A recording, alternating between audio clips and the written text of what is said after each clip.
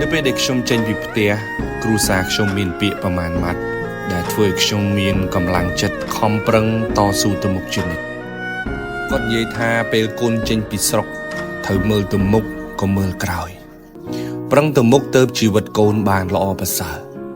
ពេលកូនចេញពីស្រុកកុំស្ដាយគេអាក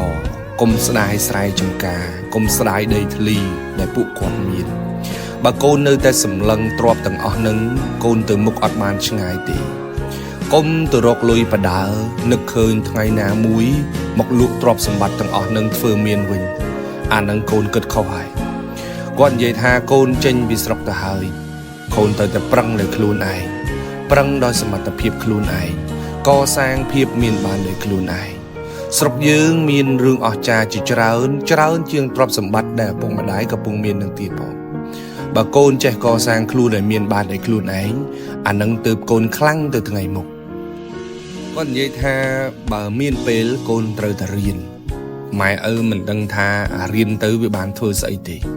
តែដឹងតែត្រឹមថាបើមិនរៀនទេគឺប្រហែលម៉ែប្រហែលឪនឹងឯង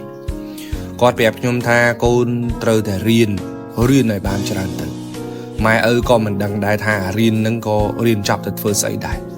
តែដឹងថាបើកូនមិនរៀន